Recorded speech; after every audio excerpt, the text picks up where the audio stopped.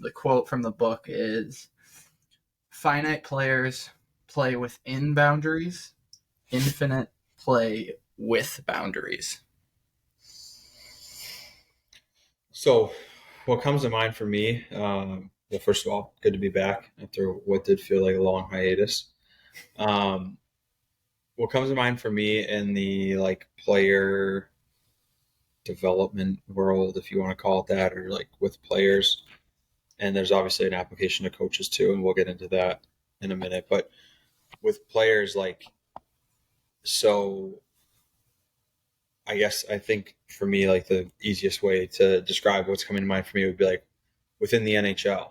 Like if you are playing within the boundaries, then the only players, if you're drafting or you're calling up at any point, um, or I guess not calling up because those would be players under contract, but drafting or signing free agents, the only players you're going to look at are guys that have either, say you're drafting, you're only going to look at major junior, maybe some NCAA, maybe you look Europe, but probably not quite as much because there's not as great of a history depending on what league or what team you're looking at. It's not like Europe is just one big league. Like there's so many different levels to it, juniors, pro, um, different countries. So you're going to look at, the OHL and the WHL and the Q have produced prospects. The NCAA recently has. So you're going to look, that's your boundary. You're just going to look at what's safe and that's safe. You're looking to sign free agents, then same thing. You're looking for guys that have played in the NHL. If they haven't played in the NHL, maybe they've played in the American League for a while. Maybe they're coming out of a CHL, so one of those Canadian leagues, or NCAA. But again, like you're maybe a little bit more weary of, well, he played in the KHL, but that's an Olympic sheet. It's in Russia. We don't know much about it. Um, you're more weary of that. And within the player development or player progression world, like that's safe because you're in the boundary of what's proven success in the past. Um, if you are playing with the boundaries, then you're looking at this and you're thinking, okay, well, we could go to where everyone else goes, and we could just focus on the CHL and the NCAA, or we could try to think outside the box here. And what are maybe some other levels that we could draft players from? Maybe we look at, and this is all becoming more common now. And obviously, last night was the first round, and there were plenty of USHL players drafted, mainly from NTDP in that first round. But like now, you're looking at drafting maybe players from the USHL, maybe from prep or U18 levels.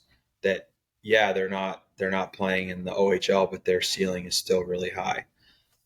Or you're looking at Europe, and again, there were more players drafted. I think in that first round last night, at one point, there were like 8 or 9 European players already, and it wasn't all the way through.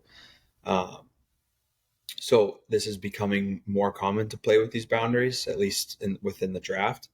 But now, when you're talking free agents, like I can think of, I think it's Derek Ryan that the Hurricanes signed a few years ago, and he was 29 years old and had been playing, I think, in Germany, but for sure in Europe for the last couple of years. And Pierre-Edouard Bellemare is another guy, French, and he was playing, I think, in Sweden and then maybe Switzerland before. The was it the Flyers that first signed him? I think it was the Flyers. But those are like, that's outside of the box. That's not a normal free agent signing. Guys that are 28, 29 years old. And even if you rewind like 20 years ago, no one was drafting, or not as many European players were being drafted that highly or straight out of Europe. And so I think those are examples of like within players, like you're playing with that boundary. Now you're not limiting yourself to just the guys that have come from established leagues. And I'll kick it back to you after I give you a quote here, and you will have read this for sure because it's from Sam Hinkie's letter of resignation, Oh, buddy. but which you did send me. But I think it applies to this pretty well. So at one point in his letter of resignation, um, I'll just read the quote. He says, the same 82 games are up for grabs every year for every team, just like in 1985 or before. To get more wins, you're going to have to take them from someone else. Wins are a zero growth industry. And how many of you regularly choose to invest in those? The only way up is to steal share from your competitors. You will have to do something different. You will have to be contrarian. Howard Marks describes this as a necessary condition of great performance. You have to be non-consensus and right, both. That means you have to find some way to have a differentiated viewpoint from the masses, and it needs to be right. Anything less won't work. So before I throw it back to you, like the reason I bring that up is because playing with the boundaries requires you to be contrarian and right, just like Hinkie says. Because if you're contrarian and wrong, it's not going to work. Or you're right but not contrarian, not playing with the boundaries, then you're trying to steal the same OHL players from somebody else. And if that year you select 16th instead of 6th, you just don't get them. So you can now just go to the OHL and be like, well, we'll just take anyone now because we know it's a good league. Or you could be like, we have the 16th overall pick. Is there a guy out there who's really good that we can take from a different league who might provide that same upside as the 6th overall pick? He's just not playing in the OHL, so no one's on him as high, or guys aren't as high on him as others. And when you look down the history of the Nikita Kucherovs and Braden Points and those are just two names that come to mind, but they weren't first rounders, weren't 5th overall picks, but they turned out to be rock star NHLers. That's somebody playing with the boundaries. I don't know who it was, but it's somebody playing with the boundaries and going, where can we find the best value for what we currently have?